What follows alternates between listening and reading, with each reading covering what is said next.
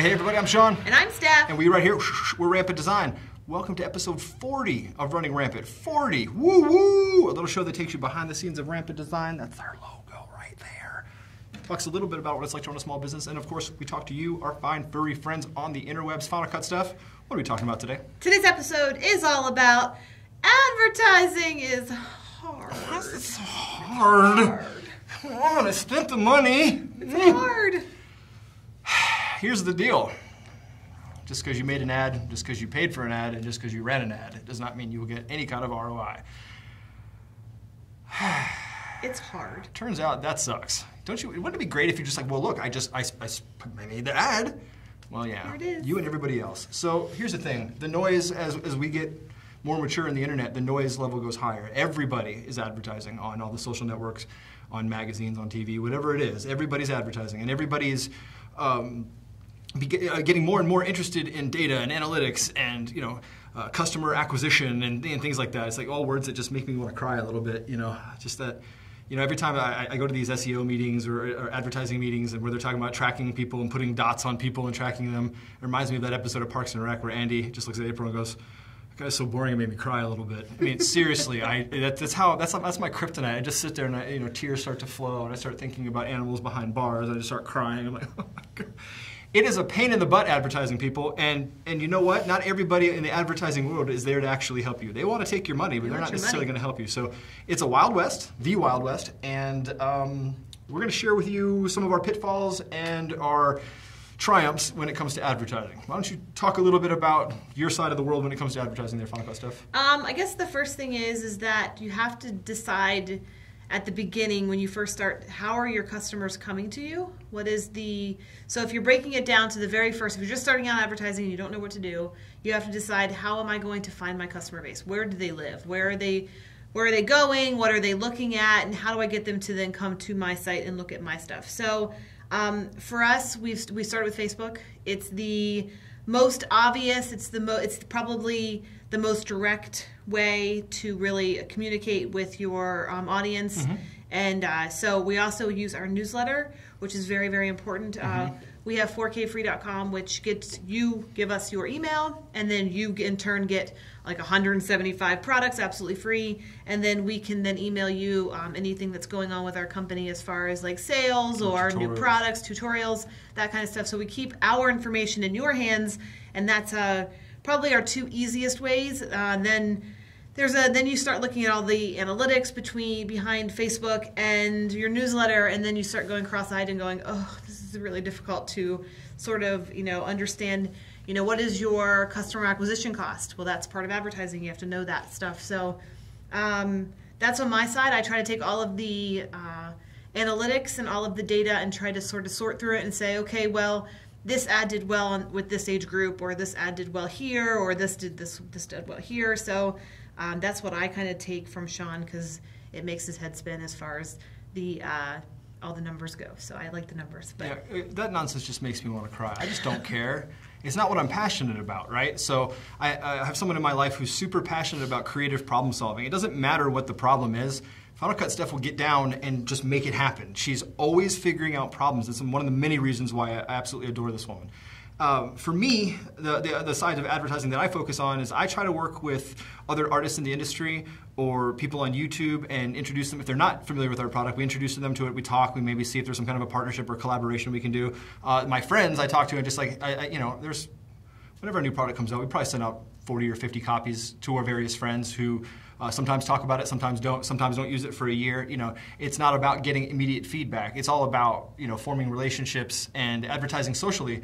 So if there's friends who take our products, use it and like it, they'll talk about it, right? Well, they're not being paid to do that, so they may or may not do it, and it's not on your timetable. So that's part of the thing that I manage, where I'm just constantly cultivating relationships with friends and friends of friends. Introducing people to our way of working. A lot of people either have heard of us and just haven't had time. That we get a lot, and then once they have time, they convert immediately. They're like, oh my gosh, we get a lot of how have I not been using this whole time thing. That's wonderful, right? We also get people who are pros in the industry making high-end TV shows and films talking about it. That's always great. It's always at their discretion because the bigger companies have just ginormous documents about talking and advertising. So that's the kind of thing that I do. when you're talking about running ads on Facebook, let's just talk about Facebook for a second. You come up with a problem, and then you come up with a solution. That's what your ad should be. We've drifted away from that on social networking because there's no rules, right? And advertising is relatively cheap. You can run an ad for a couple bucks. Back in the day on a commercial, you would make a focus group and another focus group and another focus group and just whittle it down before it went prime time in the hopes that it would do the best in terms of conversion. On Facebook, just figure it out. Build custom audiences. Take audiences from your newsletter list and put them in Facebook. You can do that. Build groups of people that are loyal to you.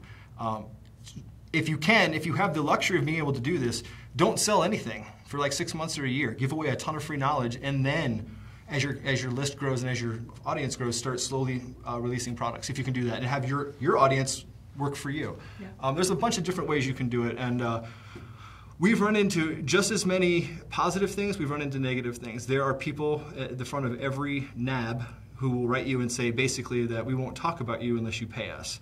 It's a lot more glamorously written. It's a beautiful orchestrated letter, but when you just redact all the nonsense and it sifts down to, if you want us to talk about you on our social networks, here's how much it's going to cost you. And of course, when you come at stuff like that, she'll do her homework and do a quick social audit to see if you truly have the numbers you have, and if you think that you have the following that you have, right? Those people just want your money. They believe that they either don't care about the results, or they believe that they have more pull than they do, right? There's a lot of social media influencers out there with under 500 followers who don't influence anybody, right? But they're not going to tell you that. They're going to take your money, and then when your ad runs wrong or nothing happens, they'll blame you or your product or whatever. That's never them, right? So that's kind of a pitfall that you have to deal with when dealing with other human beings when it comes to taking money for advertising.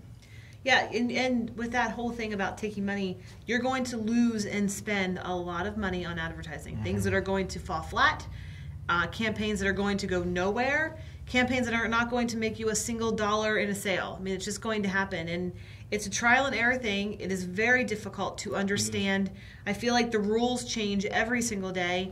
The audiences change every single day. People's spending habits change every single day.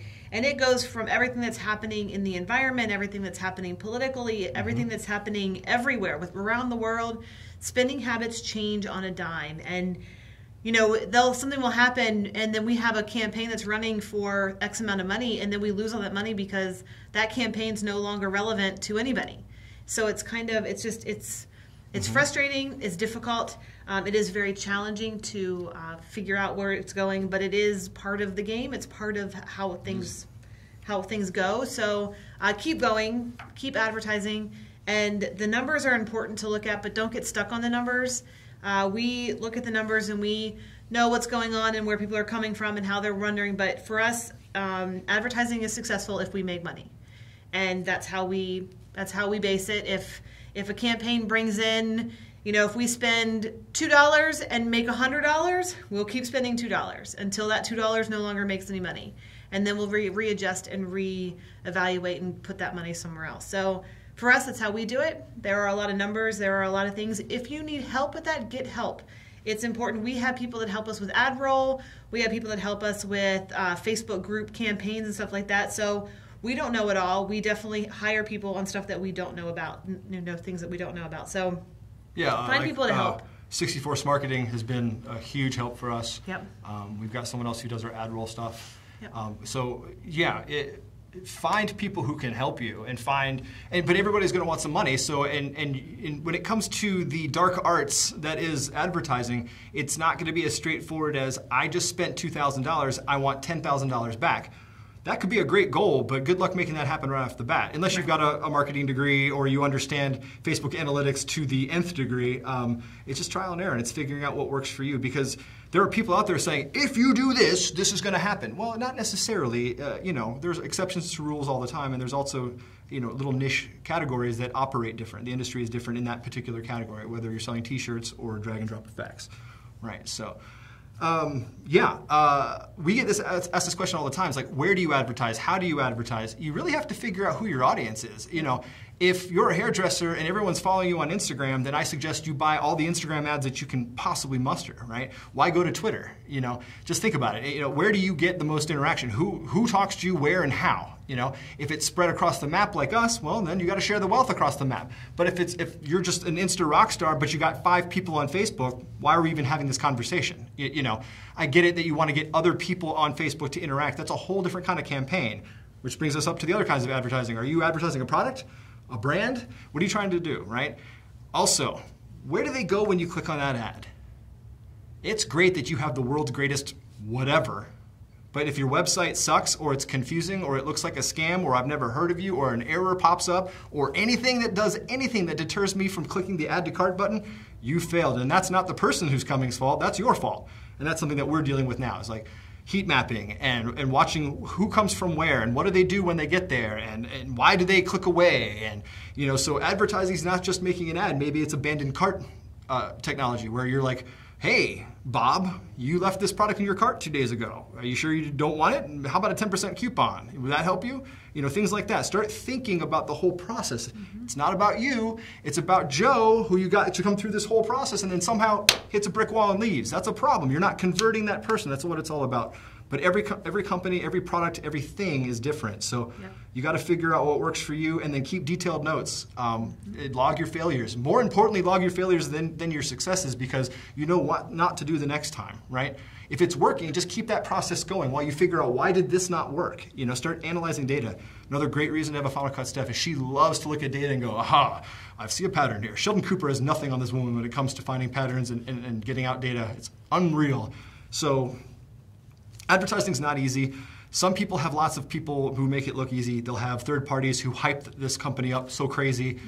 That's just money. Like when you go to NAB and someone has sponsored every event and their name is everywhere, all that translates to is lots and lots and lots of checks going out the door.